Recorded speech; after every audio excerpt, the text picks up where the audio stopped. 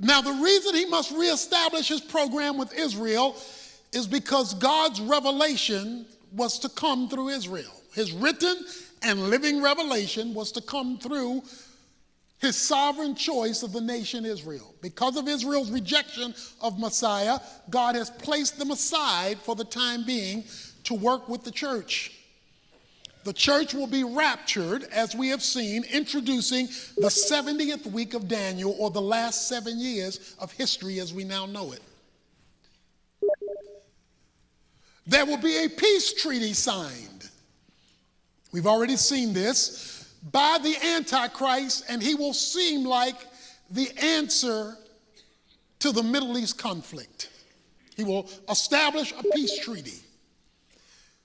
This Antichrist will arise out of Europe, the 10 toes of Daniel, overseeing the now already built European confederation of nations that now exist in Europe, where the Bible prophesied that there would be a common currency. It's now in place, the euro. And so the Antichrist will arise, and he will be this peacemaker in the first half of the tribulation. Satan understands that to block the second coming of Christ, he's got to get rid of Israel. Because Israel is the one thing standing in the way of him nullifying the promises of God. Because God promised it would come through Israel. Israel has rejected him. Therefore, he must get rid of Israel so that they do not respond to him. And so when you get to this part of prophecy, Israel is on center stage. And the Middle East is on the front page.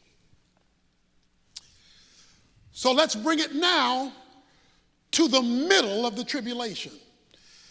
Those of you on Wednesday night have seen over and over again the mention of 3.5 years or 42 months over and over and over again. That's called in the Bible the Great Tribulation, the last half of the 7-year period. During this period of time, the last 3.5 years, something is going to occur. That something is summarized for us in Daniel chapter 11, verses 40 to 45. And I will summarize for you now. Because this will occur as we come to the middle of the tribulation, which will set in motion Armageddon. The prophet Daniel, prophesying about the Antichrist who is to come, says in chapter 11, at the end of time, the king of the south will collide with him, the Antichrist, and the king of the north will storm against him with chariots, with horsemen, and with many ships. And he will enter countries, overflow them, and pass through. He will also enter the beautiful land, Israel, and many countries will fall, but these will be rescued out of his hand. Verse 42, then he will stretch out his hand against other countries, and the land of Egypt will not escape. But he will gain control over the hidden treasure and gold and silver and over the precious things of Egypt. Verse 44, but rumors from the east and from the north will disturb him, and he will go forth with great wrath to destroy and annihilate many. Daniel now prophesying about the end time, at the end of time, says that there will be a reaction to the rise of the Antichrist. The Antichrist is going to arise as this worldwide peacemaker, and he will say, like Hitler, today Europe, tomorrow the world. And he will lay claim to world rulership.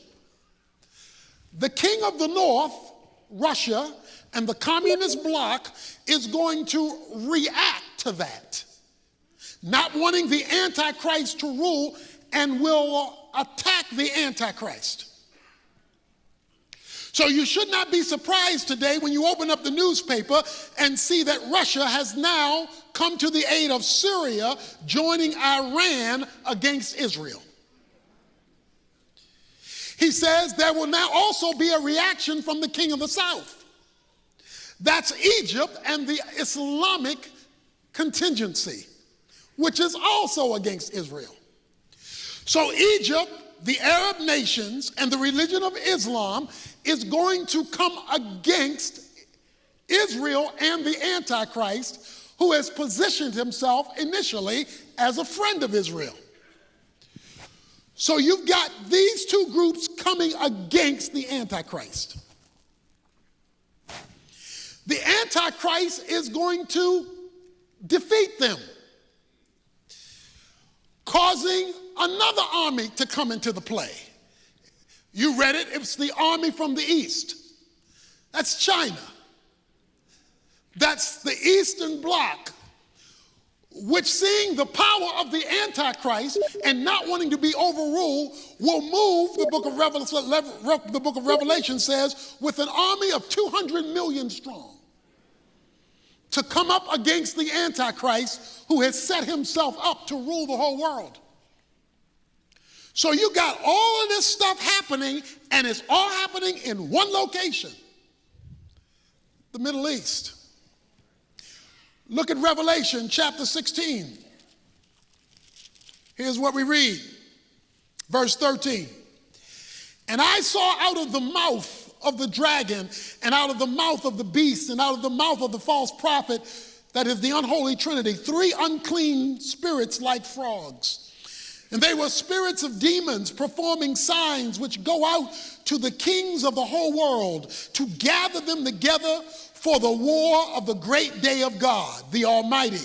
Behold, I am coming like a thief. Blessed is the one who stays awake and keeps his clothes, so that he will not walk about naked, and men will not see his shame. And they gather them together to the place which in Hebrew is called Har-Megiddon, or the valley or the mountain of Armageddon.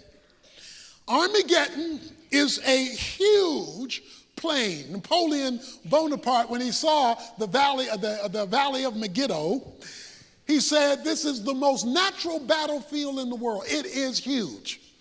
And it will be the staging area or central control for this battle where these armies are coming initially against the Antichrist.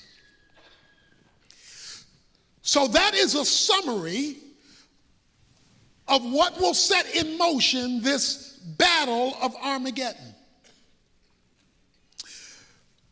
Now, when all of this is taking place, God is not silent.